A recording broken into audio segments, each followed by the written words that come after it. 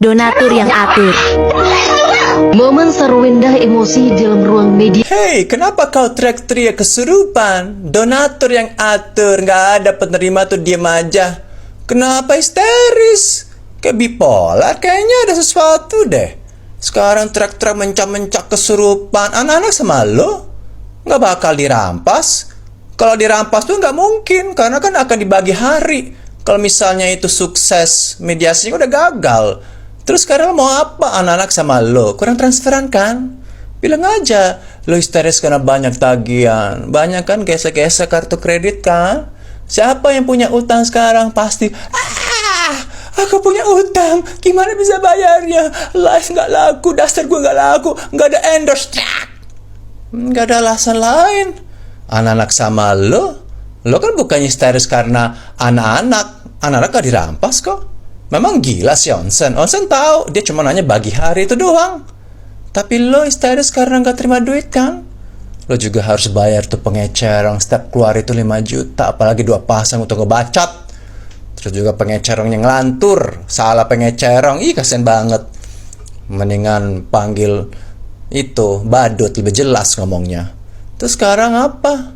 200 juta. Memang anak lo itu sekolah di mana sih? Sekolah di mana sih? Memang anak dubes, anak kedutaan besar Inggris. Apakah dia anak kerajaan si Charles atau si William dari Inggris? Siapa? Kalau memang 200 juta untuk anak, nggak mungkin didikan kayak gitu. Kayak anak-anak itu cim-cim ya, dari cim-cim glodok. Sifatnya sama, nggak jelas.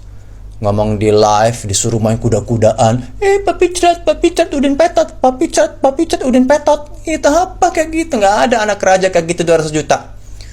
Masuk international school. Coba bahasa Inggrisnya bisa nggak? Kayak gitu. Sekolah apa sih di Jakarta?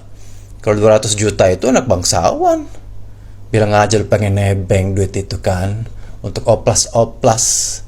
Biar mukanya mulus. Biar kita tetep belok, nggak sipit. Itu doang. Makanya histeris karena kering. Udah nggak ada lagi harapan sekarang. Jadi saya sarankan kepada Minola, mungkin harus cek kesehatannya. Suruh si hakim ini cek. Yang mulia, kami tolong cek kesehatan dari si saweran ini karena suka hilang kontrol. Sepertinya bipolar. Kami takut anak-anak si Onsen ini mendapatkan perilaku yang sangat tidak baik. Mungkin dianiaya, kita nggak tahu. Makanya tolong dinas kesehatan, dinas sosial harus sidak. Tanya ke anak-anak apa yang mereka alami. Siapa tahu ada sesuatu yang ditutupin. Makanya tidak boleh anak-anak itu ketemu si Onsen.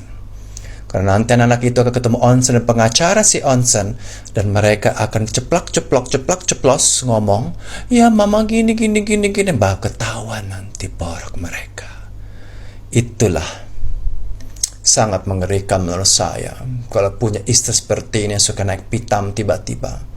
Itu bipolar, anggun, ketawa-ketawa, senyum, tapi di dalamnya bisa meledak tanpa alasan karena dia mau apa yang dia inginkan. Kalau nggak dapat, dia naik pitam, naik darah, dan orang-orang sekitar dia juga ikut naik darah dan ketakutan.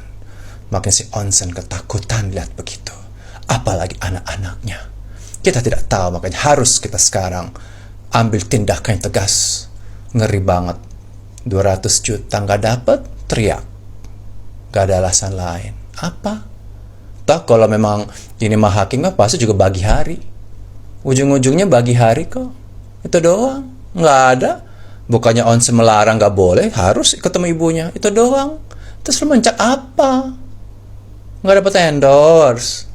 Gagal semua rencana busuk kau merendahkan si Onsen 3 huruf segala macam. Itu doang. Kelihatan kan boroknya? Kalau kita punya kebenaran, diam saja, cool.